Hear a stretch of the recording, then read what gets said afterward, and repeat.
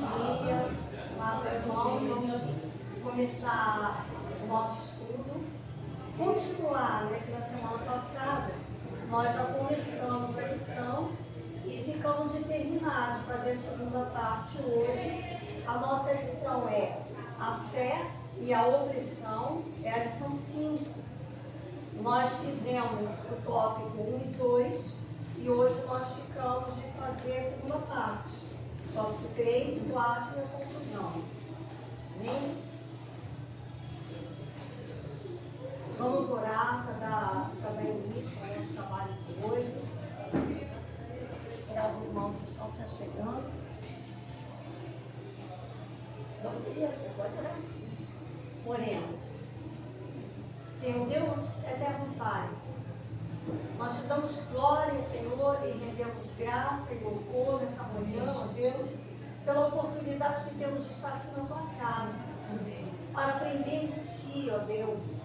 Abre o nosso coração, abre a nossa mente, ó Deus, para que nós possamos entender a tua lei e sermos abençoados, Senhor, na prática da tua lei em nossas vidas, ó Deus. Dá-nos entendimento, Senhor, que teu Espírito Santo nos guie em tudo nessa manhã, para a honra e glória do teu santo nome. Amém. Então, nós vamos continuar aqui a nossa lição. Trouxe aqui algo para nós visualizarmos, porque algumas pessoas ainda não têm vista, né? E a nossa lição é a fé e a opressão. É um estudo da Epístola de Tiago 5, de 1 ao 8. Especificamente é um trecho que Tiago vem falando para nós a respeito do dinheiro e de como deve ser esse uso do dinheiro, como deve ser a nossa ética em relação a esse dinheiro e de que forma nós vamos tratar os nossos irmãos de acordo com aquilo que Deus tem acrescentado em nossas vidas. Durante toda a Epístola de Tiago, ele vem falando para nós sobre questões de convívio social. Como lidar com o outro, como ter a ética cristã, como pautar as nossas condutas dentro daquilo que o Cristo mesmo nos ensinou. E Tiago reforçava através da questão doutrinária da carta que ele escreveu. E nesse pedaço, nesse trechinho aqui, que nós vimos de Tiago 5, de 1 ao 8, ele vem falar justamente como deve ser nossa conduta a respeito, a respeito da administração da mordomia que nós exercemos, com todas as coisas que Deus nos acrescenta, não só o dinheiro, mas todas as dádivas, os dons, os talentos, as oportunidades, tudo que chega às nossas mãos. Como nós fazemos isso para lidar com a igreja, com o próximo. Aí ele vem falando sobre essas coisas.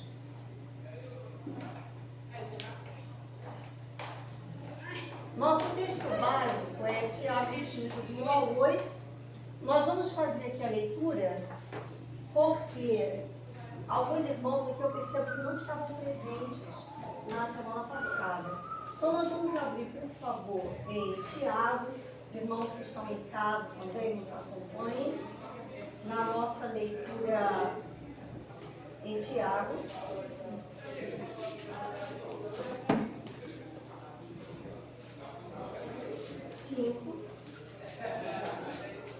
Eu não deixei aberto, estou aqui abrindo agora. Achei. Tiago 5, de 1 a 8. Vamos ler? Advertência aos ricos opressores. Observem aqui já no começo que a minha Bíblia, que é a NVI, ela faz esse subtítulo, ela coloca advertência aos ricos opressores. Então a gente já começa a perceber aqui que não é advertência aos ricos, então somente porque são ricos. Não é advertência a todo aquele que é rico. Advertência aos ricos opressores. E aí a gente já começa a ter um entendimento sobre o que o Tiago vai estar falando aqui conosco. Leiamos. Ouçam agora vocês, ricos, chorem e lamentem-se, tendo em vista a desgraça que lhes sobrevirá. A riqueza de vocês apodreceu, as traças corroeram as suas roupas, o ouro e a prata de vocês enferrujaram, e as ferrugens deles testemunhará contra vocês, e como fogo lhes devorará a carne. Vocês acumularam bens nesses últimos dias. Vejam, o salário dos trabalhadores que ceifaram em seus campos, e vocês retiveram com fraude, está clamando contra vocês. O lamento dos ceifeiros chegou aos ouvidos do Senhor dos Exércitos. Vocês viveram luxuosamente na terra, desfrutando prazeres e fartaram-se de comida em dia de abate. Vocês têm condenado e matado o justo, sem que ele ofereça resistência. Então, nesse trecho aqui, ele vem falando aos ricos opressores, aqueles que usaram o que tinham, não para abençoar as outras pessoas, mas para oprimir e aprenderam as coisas com fraude e deixaram de atender os trabalhadores, os ceifeiros, que passaram dificuldades enquanto eles estavam vivendo luxuosamente, sem notar da necessidade do irmão. Exatamente sobre isso que Tiago vem falando. Ele tem falado sobre isso. Não porque a pessoa tem, mas porque ela se corrompeu ao ter, que é o grande problema. Não é? Porque todo o Evangelho de Cristo nos remete a um pensamento e a uma conduta de ser servo, de ser amigo, de ser leal, toda uma conduta do ser. Né? Então, aqui Tiago vem dizendo, notadamente para nós, ter não é o problema. O problema é o que você faz com o que você tem. Você não pode deixar de ser cristão. Mas como ser cristão e administrar todas essas coisas? É a grande questão que nós vamos ver aqui. Na lição, no livro do professor, não tem na revista de vocês, a revista traz um objetivo para nós. Qual é o objetivo que nós temos que alcançar de entendimento dentro dessa lição? O objetivo é esse aqui, ó. Nós precisamos chegar a esse ponto. Compreender que Deus ouve o clamor dos que sofrem opressão. E compreender que obter bens à custa da exploração alheia é pecado. Nós precisamos chegar a essa compreensão. Porque no texto que nós lemos, estava escrito lá que o clamor dos trabalhadores chegou ao Senhor dos Exércitos. Nós percebemos que Deus está atento ao nosso clamor, às nossas dificuldades e ao oprimido.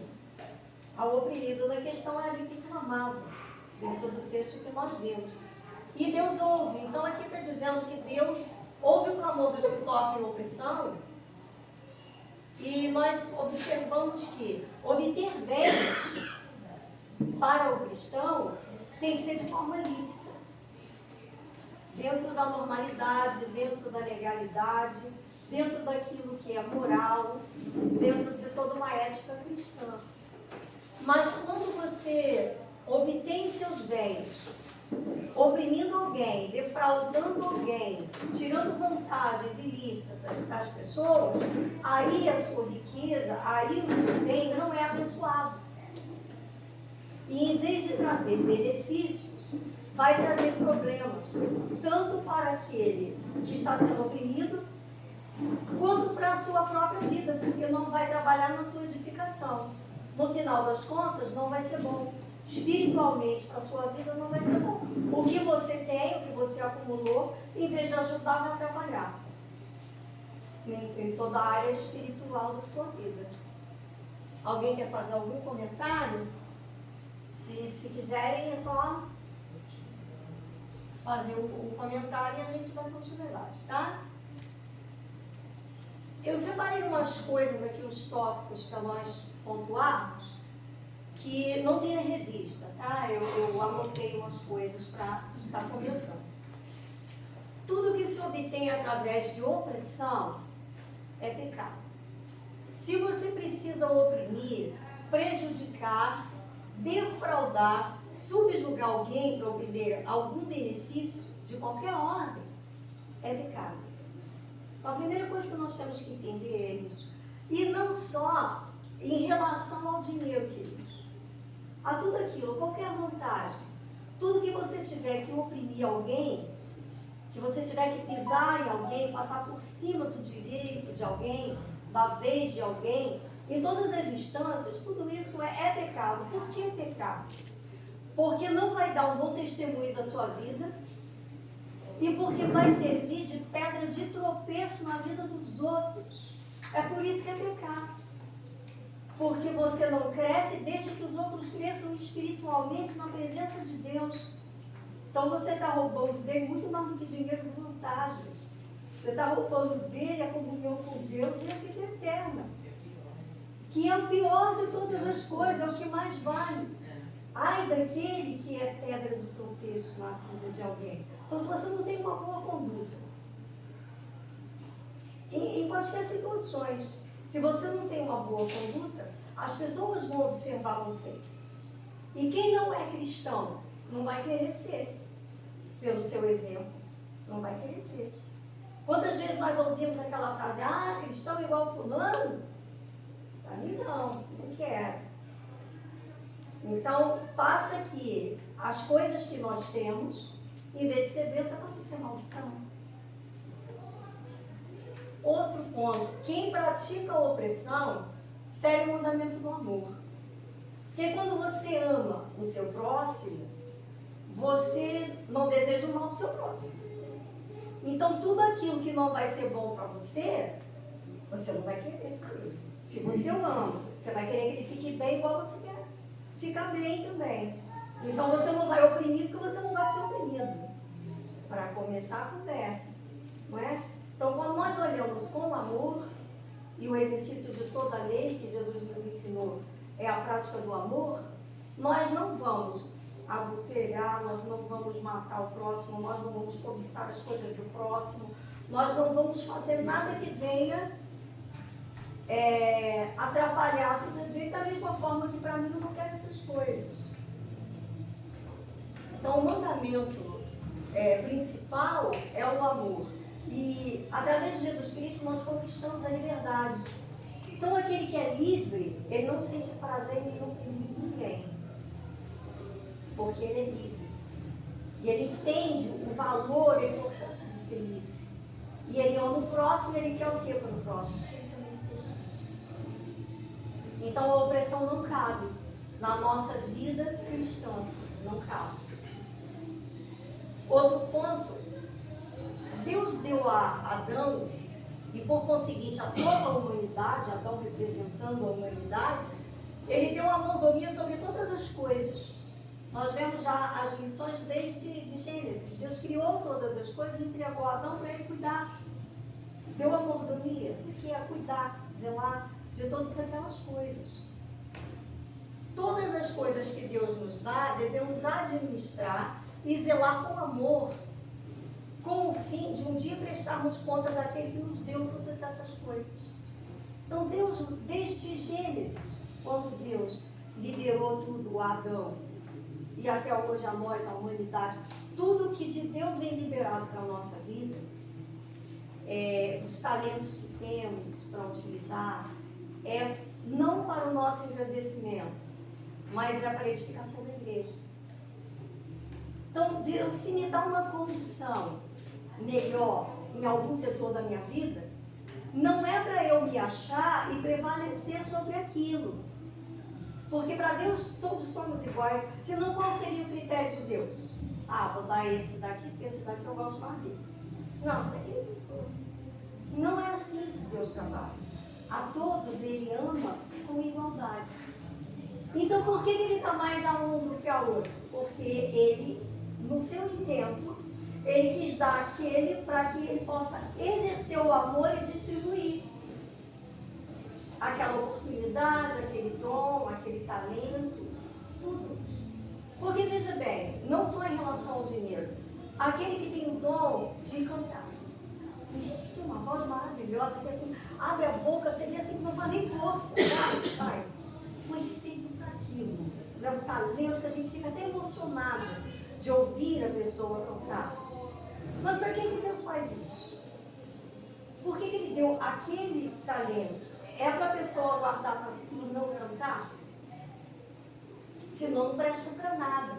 É para utilizar e abençoar outras pessoas. É uma outra forma de levar a mensagem, não pregada, mas cantada. Eu, quando me converti a Cristo, foi através de um louvor. Foi um encontrão de jovens que eu fui num galpão imenso, muitos jovens, e vários grupos se apresentando, e apresentou-se um coral lá e começou a cantar. Tive uma experiência com Deus tão maravilhosa naquele momento. No meio daquela multidão parecia que só existia eu e Deus ali. Foi uma experiência linda, através de um louvor que aqueles jovens estavam liberando o talento, utilizando o talento e alcançando vidas. Eu fui alcançada. Amém, amém. Aquele que ensina, ele não adianta ele estudar e não ensinar nada para ninguém. O que ele vai fazer com tudo aquilo? Ele vai morrer e levar tudo com ele? Não ganhou ninguém. Não ganhou nenhuma alma para Cristo. Enterrou o talento. Tem aquela, São Santinho, tem aquela parábola dos talentos, que as pessoas ganhavam talentos. Tem gente que ganha e enterra. E não usa para nada. E não produz frutos para o reino de Deus. Então, tudo que nós temos, como o Tiago está falando aqui a respeito do dinheiro, mas partindo para um horizonte mais amplo, não só o dinheiro, mas todas as coisas, nós temos que utilizar para o nosso bem próprio, claro, mas também para abençoar os outros. Fala, minha querida. Não, a senhora está falando de talentos. Eu frequento a SMUT, eu, a irmã Dora. Aí, todas quinta-feira tem o ensaio de coral, tá? Aí, semana passada, o professor faltou. A esposa foi ganhar neném e faltou. Aí, da turma nossa, do coral, chamou uma das diretoras e falou se podia, para não perder o tempo, se não podia a gente cantar alguma coisa. Aí ele chamou ela veio, porque não pode ficar sozinha, gente, aí sentou. Aí ele começou a falar, perguntar quem podia cantar. Olha, irmã, foi tanto talento que apareceu ali, coisa mais linda. Uma irmã da igreja de Nova Era, ela recitou de Mário Barreto França, o Cego de Jericó. Gente, foi uma coisa mais linda. Olha, se ambientou ali aquele, sabe? Aí uma irmã cantou espanhol. Gente, a coisa mais linda era cantar espanhol. A outra, da outra igreja, cantou também. Aí depois nós cantamos tudo junto, o hino de louvor. Gente, a diretora ficou assim, de boca aberta. De tantos talentos que foi ali. Porque o professor chega, só ele que fala, só ele que ensina. Nunca ele dá uma oportunidade. E naquele dia que ele faltou, que Deus fez, isso tudo foi Deus que fez, para aparecer os talentos. Mas só tinha gente cantando louvor, coisa mais linda. A diretora, que não é cristã, ela saiu dali emocionada. Coisa linda, né? Já ficou uma semente, né? Uma semente lançada. E nós percebemos que Deus, ele é muito generoso. Ele faz tudo em certo. distribuir os dons, os talentos, as dádivas, as oportunidades. Nós é que precisamos aprender dele a sermos generosos também. Né? Aprender a nos dar como o próprio Cristo se nos deu para nós. Né? Vindo à terra, destituindo-se da sua glória, estando no meio de nós como homem, para sofrer dores, humilhações, angústias, todas as mazelas da humanidade por amor, só para se dar, só para se encontrar conosco, só para restaurar a comunhão conosco, por amor, que aquele que ama quer estar junto. Então Deus, por amor, ele quis estar junto de nós. E toda vez que na Bíblia nós lemos quão bom e quão suave é que os irmãos estejam em união. Toda vez que sinaliza para nós que é bom que estejamos juntos, que a igreja esteja junto, é por isso, é porque aquele que ama quer estar junto. E quando Deus dá todas essas oportunidades e talentos diferenciadas para cada um, é que um precisa do outro, que um compartilhe com o outro, e que todos nós juntos sejamos um, como Cristo mesmo disse que ele era um com o Pai. Porque se tivéssemos nós todos os talentos, não precisaríamos de ninguém e viveríamos isolados. Mas Deus, na sua ciência, né, em todo o seu conhecimento e graça, ele faz com sabedoria que cada um tem uma parte, para que um precise do outro. Como peças de um grande quebra-cabeças, que é o reino de Deus, cada pecinha vai se encaixando. E toda pecinha desse quebra-cabeça, ele tem uma função fundamental, que sem ela, a peça toda não se completa. Então, todas as peças são importantes. Até aquela peça da quina que encaixa ali tão imperceptível que ninguém olha tudo assim, mas se não tiver aquela pecinha, não vai fechar, não vai ter o fechamento. E Deus faz essas coisas, né? Glória a Deus. Amém. Vou passar aqui. Eu falo muito, mas se vocês quiserem interromper, por favor. Nós vamos utilizar, nós vamos observar dois termos aqui, muito interessantes. Usar e usurpar. Vamos ver essa diferença aqui, para nós é fundamental. Usar é você dispor de alguma coisa de uma forma regular, prevista, dentro da normalidade, dentro daquilo que é lícito, dentro daquilo que é legal, correto. Usar. Você tem e você usa aquilo ali, você utiliza. Mas a diferença de usurpar? Usurpar é servir-se de algo de forma desonesta, forçosa, você tem que forçar uma barra para poder aquilo acontecer, não natural, opressora, que você precisa passar por cima de alguém para conseguir aquilo ali. Você desempenha um cargo ou um emprego de forma indevida, você usurpa daquela posição para oprimir alguém, você obtém alguma coisa sem merecer. Então, quando você é um empregador, e é um empregador cristão, você não pode usurpar daquele poder que você tem momentâneo de estar em uma situação de escala hierárquica acima do outro, porque aquilo ali é uma coisa pontual. Não quer dizer que você esteja acima do outro em grau de importância. É só naquela função. Mas tem pessoas que, por falta de maturidade espiritual, se utilizam daquela pequena vantagem naquele momento para pisar nos outros. Então, se um empregador, por exemplo, é cristão, ele tem que exercer a piedade naquela função. Ele tem que exercer a piedade naquela função. Ele tem que ser cristão, não só dentro da igreja, mas ele tem que ser cristão na escola, no trabalho, na fila da padaria, lá no mercado, em qualquer situação onde nós estivermos. A nossa essência tem que ser a mesma, não é? Pois não, Bíblia. Bom dia, irmãos.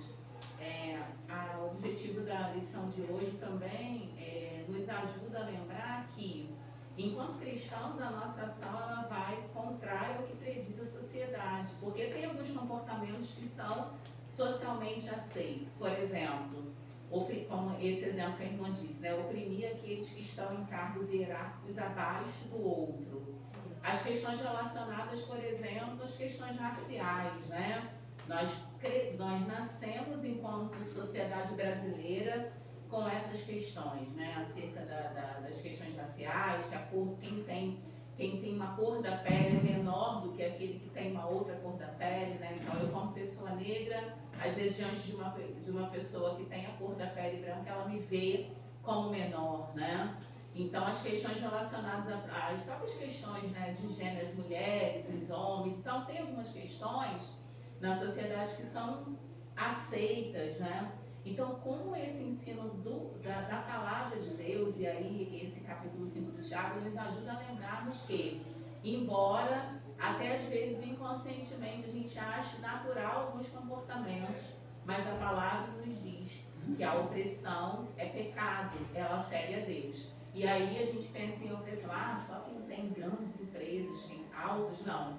Como nas nossas relações cotidianas, o Senhor está nos chamando a atenção para que de repente, em um relacionamento, em uma questão até de trabalho, a gente está exercendo esse papel, esse lugar que a Bíblia está chamando a gente a realizar o contrário. Então, é uma dinâmica cotidiana de oração, de colocar sensível ao Espírito Santo para que Ele realmente nos ajude a sermos essa referência do amor dele, onde quer que estejamos. É verdade, verdade. Em todas as instâncias, né? Porque Tiago está falando do dinheiro, mas a gente começa a observar que a questão da opressão é uma coisa muito maior. Em todas as nossas relações, porque a grande temática da carta de Tiago é falar sobre nós e o outro. Como administramos isso, nós e o outro. E isso pode ser entre o marido no trato com a esposa, pode ser nos pais em relação aos filhos, porque a Bíblia fala para não suscitar ira dos filhos. E os filhos em relação aos Então, pais. exercem em vez da autoridade ou autoritarismo, e isso oprime. Em várias situações, não só em cargos e grandes empresas, mas também naquela dona de casa que tem a secretária lá que ajuda. Em várias coisas. Mas aquele que ama e aquele que entende o poder da graça que nos alcançou e da liberdade que Jesus conquistou na cruz, ama ser livre e quer que o próximo também seja livre. Então ele não tem prazer na opressão. Porque se tem prazer na opressão, ainda não está liberto. Ainda não foi alcançado pela graça. Está às vezes dentro da igreja, mas ainda tem que ter um encontro real com Cristo. Aquele encontro que faz se transformar numa nova criatura, realmente. Que conhece a lei, mas entende a graça. Que é o fundamental. Que é o fundamental. Porque as coisas do reino de Deus, as coisas do reino de Deus vão contrárias a tudo aquilo que é convencional no mundo. Aquilo que é cultural, aquilo que o homem traz em si mesmo, mas que é tudo... Vamos aqui só um minutinho.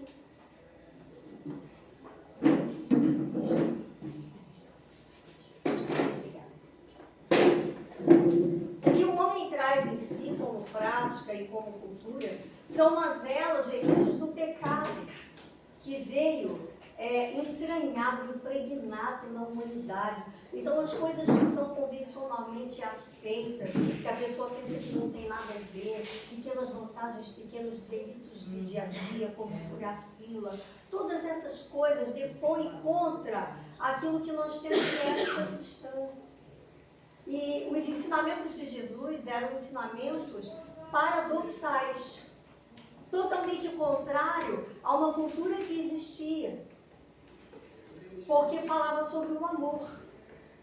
O que nós aprendemos na Bíblia, muitas vezes, remam contra uma maré. E aquele que rema contra a maré faz força, porque fácil é você ir a favor da maré. Tudo te encaminha para aquilo ali, você vai, você não precisa nem fazer força nem nadar. Você vai boiando que você já vai. Mas se você quiser remar contra, demanda um esforço. Todo mundo está indo para lá. Não, eu não sou todo mundo. Que todo mundo vai fazer, não. Eu não sou todo mundo, eu sou cristão. Então eu vou remar contra, mas eu vou ter que fazer força. E daí nós nos remetemos à batalha espiritual, que acontece todos os dias quando a gente acorda. É a luta do espírito contra a carne, que Paulo vem falando nas outras cartas. Não é? É essa luta diária, que demanda esforço e demanda vida devocional. Oração para ter forças e leitura bíblica para ter instrução. é o que nos sustenta. A irmã quer falar também, né? A irmã estava falando aí sobre, né, o amor que a gente tem que transmitir, o amor de Deus, né? Eu trabalho numa clínica de endoscopia e eu estou de férias até. Foi semana retrasada, um senhorzinho, ele entrou, eu chamei, ele foi acompanhante, ele sentou, eu lá. Aí quando ele me chamou de volta, eu disse, senhora, a senhora pode vir aqui? A minha esposa pode tomar água? Eu falei assim, olha só, daqui a meia hora, expliquei o procedimento. Aí quando ele estava saindo, aí ele veio e falou assim, a senhora é evangélica? Eu falei, eu sou.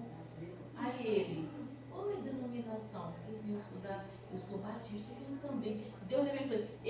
Gente, eu não fiz nada, eu não falei, porque lá inclusive, você sabe que no trabalho, porque você não pode ficar falando agora de Jesus. Aí a gente fala assim, vai com Deus, mas eles não, sabe, não são.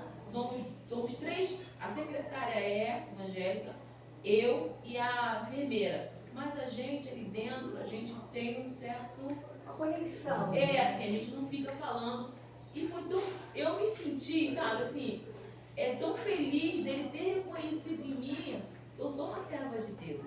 E isso é muito bom. Eu não falei nada para ele. Eu só expliquei o procedimento e ele saiu. Eu abri a porta para ele ir embora e ele me perguntou. Aí ele, fica na paz, que Deus te abençoe. Eu falei, obrigada. E é muito bom, né? Essa satisfação é o que a gente sente que está no caminho certo. Isso aí. E as nossas atitudes é que falam de Cristo. É. A gente nem precisa falar. Nem precisa né? falar. Fala, querido. Quando a irmã falou muito bem aí sobre a questão dos pais, eu sou mãe de dois, né? Um de 21 e uma de 14. E muita coisa mudou e muda, né, irmãs, depois da maternidade, né? A gente se torna uma outra pessoa.